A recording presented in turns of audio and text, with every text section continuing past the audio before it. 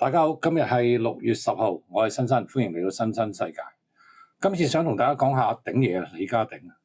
哇，好多人都有疑問啦，究竟鼎爺做 YouTube 掂唔掂啊？做 YouTuber 得唔得咧？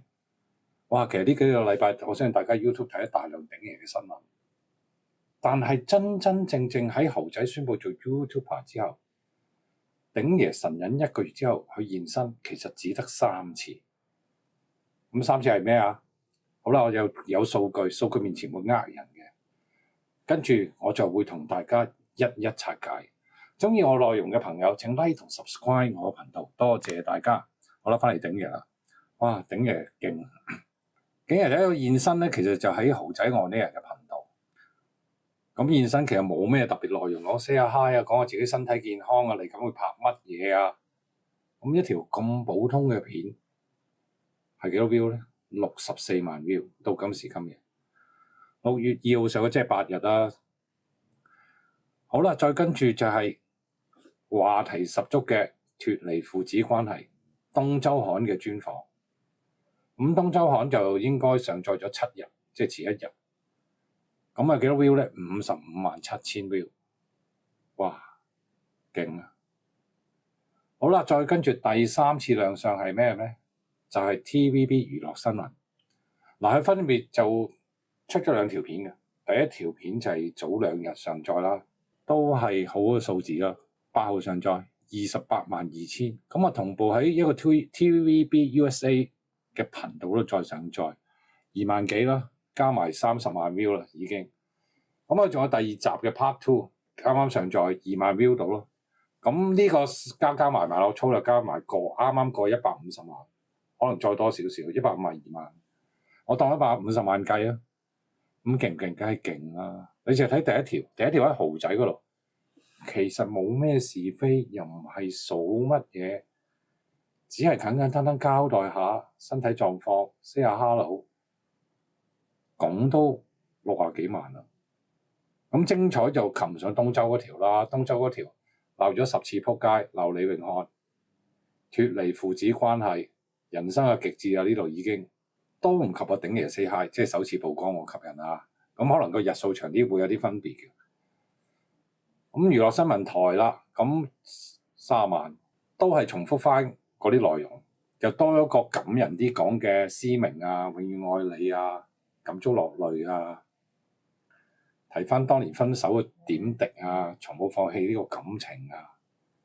咁第2條片又冇放棄過愛情啊，隨緣咯，又話大量人即係借故啊，暗示有得發展啊，啲紅顏啊，咁佢就會擋嘅，即係會擋走呢啲桃花啦，即係可能係爛桃花唔要。咁啊爛桃花還爛桃花啦，講翻實際嘅吸引力啦，150萬。喂，其實出嚟咧，你除3次現身，即係平均每一次現身咧都可以攞到50萬 view， 好高㗎啦呢個數字，50萬 view 喎，仲要睇 TVB。娛樂新聞嗰條咧，其實已經喺 TVB 播咗啦。咁你不排除 YouTube 有紮觀眾係重疊於 TVB， 即係佢都講緊2日30幾萬 view， 咁相當之犀利㗎啦，勁過猴仔個頻道啦。如果就咁睇3次計，猴仔嗰個頻道都要成5-6條片。但係咪變到錢咧？變到錢嘅，即係 YouTube 計 view 㗎嘛。咁最高可以約莫係6萬到啦，即係6萬蚊港紙到咯。即係可能打折扣啊，又話係娛樂嗰啲錢計低啲啊，4-5萬冇得走，咁計出嚟係又唔係好似好值得喎。即係做 YouTube 就唔係，YouTube 其實睇你個片量同個 view 啦，個 view 其實有底數嘅，你幾廿萬 view 其實好高。咁你睇強嗰啲 YouTuber 都冇乜人有，即係話有我睇唔到啦。但係你話要條都要10萬8萬嘅，冇乜人，即係唔多人啦。咁 YouTube 嘅溫法咧，其實對即係如果鼎爺嚟講咧，都幾啱佢嘅，你睇佢講嘢幾吸引。其實佢3條片冇乜嘢，佢3條片都係坐喺度講嘢啫嘛，幾低成本。即係做 YouTuber 應該係咁嘅，因為我睇嗰啲人分析得唔好用咁高製作、低成本去運作啊，咁你咪有錢賺咯。咁你諗下，你拍呢條片，好似你入一入 TVB 拍片啦，一樣啦，個營運模式就100%一樣。咁你入去，即係可能拍咗嚟個零2個鐘，咁佢入分2次出，咁啊2 round 㗎咯啲片。咁你可能係踩足1日，攞翻個 TVB 精神，一日拍5條呢啲坐喺度嘅叫訪問片啦。哇！咁你諗下佢運作得嚟幾好發揮，仲有鼎爺講嘢其實一種好獨特嘅魅力。即係點解咁多做廚房啊、做美食嘅都唔夠鼎爺勁？你睇鼎爺阿爺廚房可以拍幾多輯，跟住有肥媽你頂啦。其實佢個生命力係長達10年，即係可想而知佢本人講嘢幾唔吸引。其實將來咧，我覺得佢個發展咧未必係煮嘢食嘅，因為煮嘢食始終你可能要個廠仲要對翻你啦，咁成本比較高咯。最理想嘅係成本低啲，而又運作到又做到吸引力啦。佢講嘢都好吸引㗎。其實我又有數據喎。咁喺 TVB Plus 咧，即係 TVB 另外一個頻道喺 YouTube，其實有好多鼎爺嘅食評片。咁呢啲食評片咧，其實唔低喎。即係鼎爺做食評啊。咁一條鼎爺講燒鵝，去深井講燒鵝啊，食下嘢啊，嘅片咧，其實已經22萬 view。咁食評嚟講相當之高。咁另一條食潮州菜都有16萬 view，但係好浮動，即係有啲好低嘅，即係去到2萬，我當佢平均10萬咁計，10萬都好高啦。咁你再加上製作成本比較低，但係當然日數比較高，咁你自己睇下邊種類型嘅片啱你。但係我雖然知我都講啦，你睇咗我而家講咁多數據，佢個吸引力唔弱嘅。再加上做 YouTube 咧，其實最緊要一樣嘢，我自己覺得係講嘢夠唔夠吸引力，即係你靠把聲啦。咁我都學習緊啦。咁但係佢有呢個能力噶嘛，最重要係佢有啊嘛。或者之前佢有一條好出名嘅叫，即係喺10年前喺男人食堂嗰節目入邊講李小龍。其實我上網睇過個 view 嘅，即係10年啦，即係你可以撳翻李小龍加李家鼎，你會揾到佢哋片。10年99萬 view，差唔多100萬，99萬7千，高唔高梗係高咯。但係我10年除出嚟每年10萬，又唔係咁高。咁反映啲咩咧？反映就係佢需要一個量。咁攞翻去拍 TVB 嘅精神，你其實 TVB 一集劇唔係諗緊拍1個鐘，拍幾日嘅，即係啲大劇其實係拍幾日嘅，你先變咗一集。咁有啲可能日數做動作嗰啲更加耐。咁你攞翻呢個精神，咪抌一日出嚟拍幾集 YouTube 咯？有啲就精品啲，一日拍一集咯。咁剪我應該係豪仔咯，你低成本。咁啊幫佢拍大量去營運，唔難嘅。嗰個吸引力一定高嘅。而家我講完，佢食係一種題材嘅。其實另一種好受歡迎嘅題材係靈異，即係講啲鬼神啊之説。有一個頻道咧，就將佢之前嘅靈異經歷嘅訪問咧，即係睇個樣係舊嘅，因為個樣肥仔好多嘅。即係有人講係3-4年前，我睇留言唔低㗎，上咗9日第一條，即係上咗9日13萬1千。咁另一條咧就應該上咗2-3日5萬5千。咁我諗總數都10萬。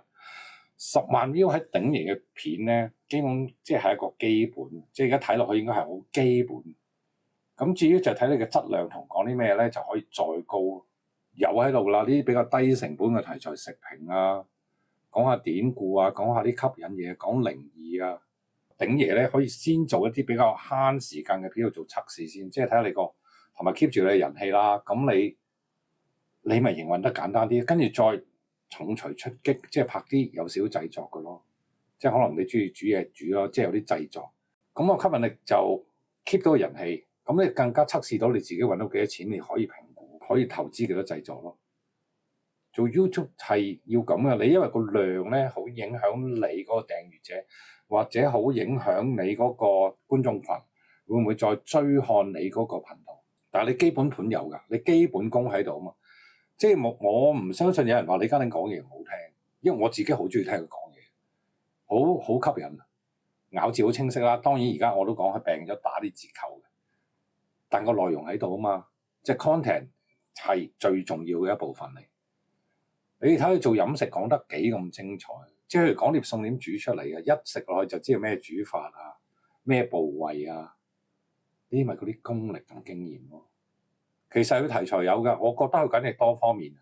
我睇翻佢條寵物片，原來係沙皮狗專家喎，真係估唔到，即係呢個鼎爺真係有幾多把刀咧，即係要慢慢挖出嚟。即係又識打啦，又識煮啦，靈異又得啦，食評又得啦，沙皮狗都係專家。不過咁鬥狗咧，原來佢鬥狗都有研究嘅。即係可想而知佢嗰樣嘢啊，玩雀又有研究。咁啊幾多把刀啱晒㗎啦，成個 YouTube 其實可以任你攞出嚟，咪試下邊張刀啱使咯。吸引力喺度啦，冇得㗎嘛，3次出嚟都咁勁，個個都追住睇。咁係咪有熱度過咗咧就唔得嘅？如果真係熱度嘅，頂爺阿爺廚房就唔會 hit 啦。阿爺廚房 hit 係實力嚟㗎嘛，即係因為煮嘢講到嗰啲好特色嘅嘢啊，即係主公喺度啦，即係煮嘢食喺度啊。但係其實重點係佢有嗰個內涵，點解動聽嘅？就係內涵有咯，講到同講故事夠清晰，呢個好緊要。咁81歲老人家啱㗎啦，坐喺度舒舒服服講，偶然又煮下，即係有啲靜有啲動。咁製作你熟過我啦，即係但係純粹覺得係你可以咁發展，同埋 YouTube 係比較流行短片，你更加適合你測試做各種嘅反應。你睇有幾多人講呢啲會咁高 view 啊？就係即係睇你個內容得唔得咯？竟然我本人就非常睇好，再加上佢乜都夠膽講，呢個先緊要。你睇下佢東周刊啦，即係如果你睇東周刊條片，坐低第一句係咩啊？乜都問得㗎，咁咪講晒出嚟咯，逐句鬧，將個仔逐句鬧，再脫離父子關係。啊，點解上 TVB 唔講？留一線啊嘛，開頭都留嘅，就係唔想再批評自己嗰隻，始終自己個仔嚟㗎嘛。去到一講鮮明，佢忍唔住再爆嘅，呢個係佢控制唔到嘅。